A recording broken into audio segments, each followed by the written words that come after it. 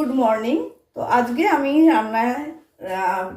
Cooking with টুয়া রান্নাঘরে রান্না করছি সয়াবিন বা সয়া চান।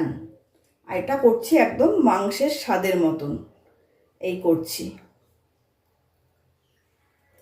সয়াবিন ভিজিয়ে রেখেছিলাম আধ ঘন্টার মতন, দিয়ে সয়াবিন থেকে জল চিপড়ে, সেটা ভিডিও করিনি, সেটা বলে দিচ্ছি। সয়াবিন থেকে জল চিপড়ে এই এখন তুলে নিয়েছি। এই কড়াই গরম করতে দিয়েছি। ফার্স্টে কড়াইতে তেল দিয়ে দিলাম। সয়াবিনটা ভালো করে ভেজে নেব, খুব বেশি ভাজবো না, মানে একটু একটু হলেও ভেজে নেব, একটু লাল লাল লাল করে ভেজে নেব।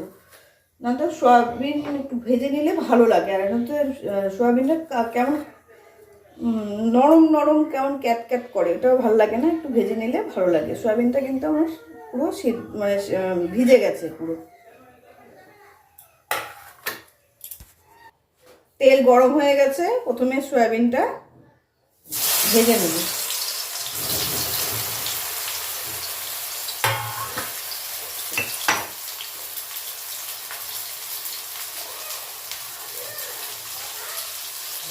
এক চামচ নুন দিয়ে আর হলুদ দিয়ে সয়াবিনটা ভালো করে ভেজে নেব।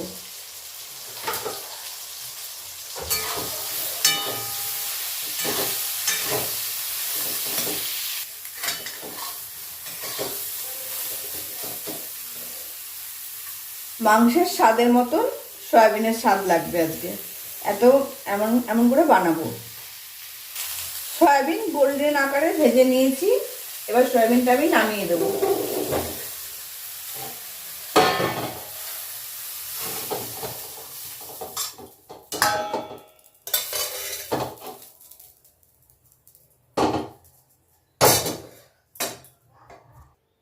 মশলায় দিচ্ছি 5টা কাঁচা লঙ্কা,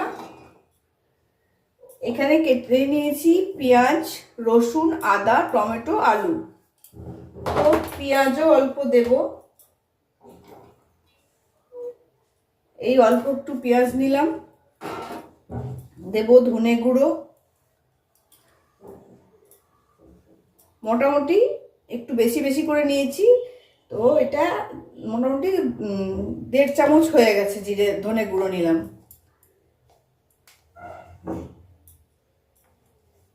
জিরে গুঁড়োও তাই, মোটামুটি 1.5 চামচ। 5টা কাঁচা লঙ্কা দিয়েছি, তাই 1 চামচ দেব রেড চিলি পাউডার।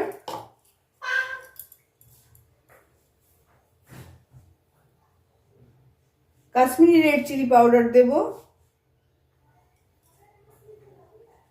এই 1.5 চামচের মতন, সবই মোটামুটি 1.5 চামচের মতন দিলাম। আর দেব এই রসুন কাটা রয়েছে, মোটামুটি এখানে 8-10টা রসুন কাটা, 8-10টার বেশি রসুন কাটা রয়েছে। রসুনটা আপনারা আদা রসুনটা আন্দাজ করে দিতে হবে, যেমন পরিমাণ সয়াবিন আছে তেমন পরিমাণে দিতে হবে। আর একটু মাংসের মতন করে করবো তো, তাই একটু বেশিই দিচ্ছি। তো এই হলো আদা, এখানে মোটামুটি 8-10টা টুকরো আদা রয়েছে, এই সাইজের টুকরো করে নেওয়া। এবার এটা মিক্সি করে নিয়ে রান্না শুরু করব। গরম হয়ে গেছে, ফোড়নে দেব একটা দারচিনি, 4-5টা এলাচ আর জিরে।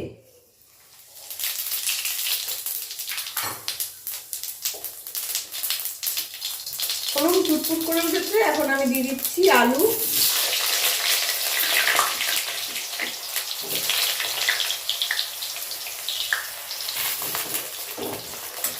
আলুগুলো ভালো করে গোল্ডেন করে ভেজে নেব। দিয়ে দিচ্ছি 1 চামচ নুন, সয়াবিনেও নুন আছে তাই নুনটা আমাকে বুঝেই দিতে হবে। দিয়ে দিচ্ছি 1/2 চামচ হলুদ।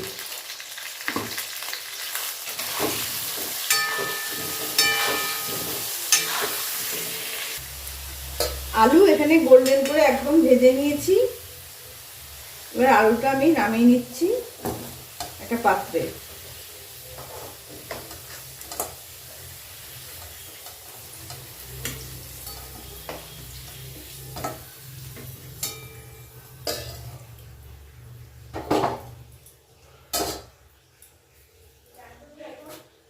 দিয়ে দেবো এই অর্ধেক পেঁয়াজ কুচি যে রেখেছি সেই পেঁয়াজ কুচি,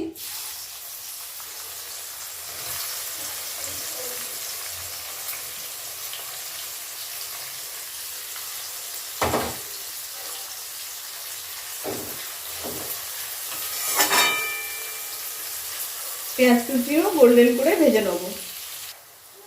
এখানে পেঁয়াজ গোল্ডেন করে ভেজে নিয়েছি। এবার এই মশলাটা দিয়ে দেবো, যে মশলাটা দেখালাম সেই মশলাটা দিয়ে দেবো।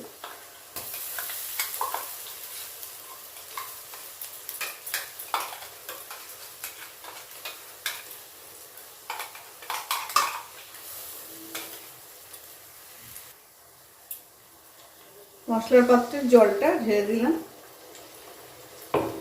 দিয়ে দেবো টমেটো,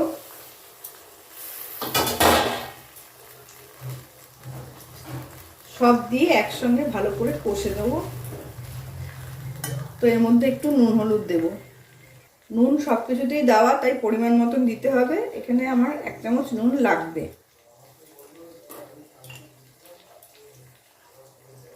আর সামান্য হলুদ।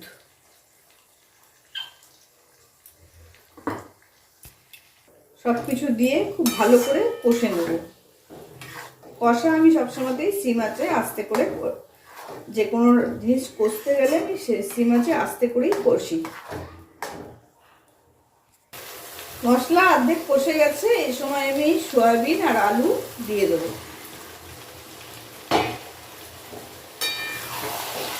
দিয়ে আবারও ভালো করে কষে নেব।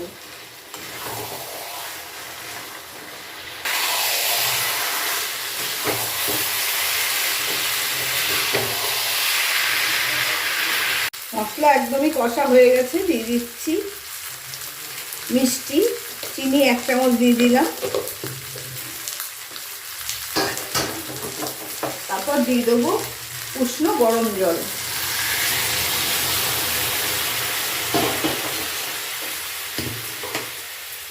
আলু সয়াবিন 80% সিদ্ধ হয়ে গেছে, তো ওই জন্য জল খুব একটা দিলাম না, এটাই অনেকটা টেনে নেবে। একটু ফুটতে দেবো এখন। তো সয়াবিনটা কমপ্লিট। নামানোর আগে দিয়ে দেবো গরম মশলা।